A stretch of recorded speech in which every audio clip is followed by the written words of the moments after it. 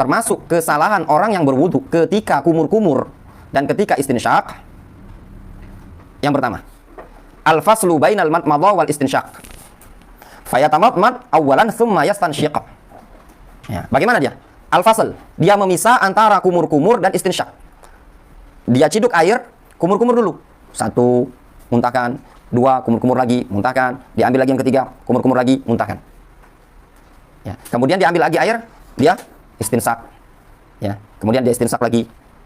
Itu tidak disunahkan. Difahami? Ya. Yang sunat tadi sekali cidukan langsung mulut dan hidung. Itu yang pertama. Yang kedua, al-istinsar bil yamin. Termasuk kesalahan dalam masalah istinsyak dan kumur-kumur ini tadi, istinsar dengan tangan kanan. Istinsar itu apa? Mengeluarkan air dari hidung kan? Tapi dengan tangan kanan. Jadi masukkan, dia sudah dimasukkan ke hidung, dikeluarkan lagi nih. Nah, itu keliru. Difahami? Kurang tepat, tidak sesuai dengan sunnah. Nyambung, Firan? Ya. Antum kadang tidak sadar. Ketika berwudu, masukkan, ini, itu tadi.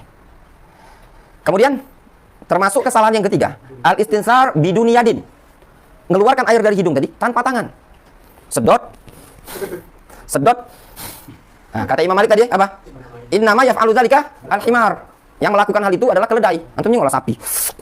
Dia tadi. Ya, maknanya Imam Malik tadi menunjukkan ini mirip-mirip dengan hewan. Yang keempat, tarkul mubalaghah fil istinsyaq wal istinsar. Tarkul mubalaghah fil istinsyaq wal istinsar. Meninggalkan mubalaghah. Bagaimana mubalaghah tadi? Ketika sedotan air tadi dalam hidung betul-betul nyampai ke batang hidung. Ketika mengeluarkannya juga dengan dorongan yang kuat. Ma'al hajati ilaihima. Bersamaan memang hajah, memang pantas dan butuh. Wa yadkhulu fis shalah ala dzalikal hal. Ya. Dan dia masuk dalam pelaksanaan salat dalam kondisi apa? Meninggalkan mubalaghah tadi. Wa rubbama tamakhata fis shalah aksar min marrah. Ya. Dan terkadang dia itu berdahak-dahak dalam salat lebih dari sekali. Ya. Coba orang ya.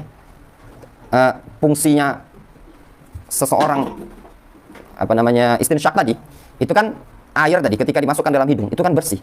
Kotoran-kotoran, ya kan? Dari dalam hidung tadi bersih. Apalagi disebutkan dalam hadis ketika malam syaitan yabitu ala khaysyubihi. Syaitan tidur dalam rongga hidung. Maka ketika dibersihkan kotoran-kotoran debu tadi keluar. Nah, begitu juga kalau dorongannya kuat, dia kan tidak ada bekas-bekas di hidung tadi.